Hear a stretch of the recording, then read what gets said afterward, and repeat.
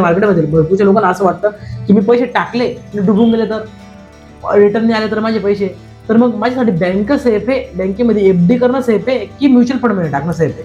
आता शेअर मार्केटमध्ये ज्यांनी टाकले, बऱ्याच लोकांचा एक्सपिरियन्स असतो शेअर मार्केटमध्ये काय असतं की शेअर्स राहतात, तर एखादा शेअर चुकू शकतो, तर तुम्ही त्या शेअर्स मध्ये अख्खे पैसे टाकून दिले तर तो शेअर्स येऊ शकतो. त्याच्यामध्ये काही स्कॅम्स झालेले, जसं सत्यम झाला, येस बँक झाला, सुझलोन झाला, हे आधी चांगल्या मोठ्या कंपन्या होत्या पण त्यांनी फ्रॉड्स केल्यामुळे ते. पण म्युच्युअल फंड मध्ये तसं नाही होत. आतापर्यंत एकही म्युच्युअल फंड हा बँकरप्ट झालेला नाही, कारण ते 15 ते 20 मिनिमम स्टॉक्स मध्ये पैसे टाकतात. त्याच्यामध्ये काय ते 15 कंपन्या काय सगळ्या खराब चूज करतील असं नाही, वरतून त्यांना इन्व्हेस्टरला प्रोटेक्ट करायचं असतं. त्याच्यामुळे कसं आहे, ते चांगले स्टॉक्स घेऊन ठेवतात जे आताच्या टॉपच्या कंपन्या चालू आहे, जसं रिलायन्स आहे, HDFC बँक आहे, ICICI, इन्फोसिस, TCS, अशा कंपन्यांमध्ये त्यांच्या इन्व्हेस्टमेंट जास्त मोठ्या असतात.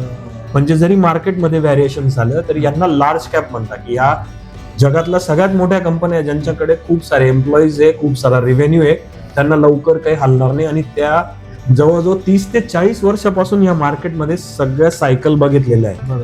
म्हणजे मंदी बघितलेली, तेजी बघितलेली, सगळं काही बघितलेलं असतं.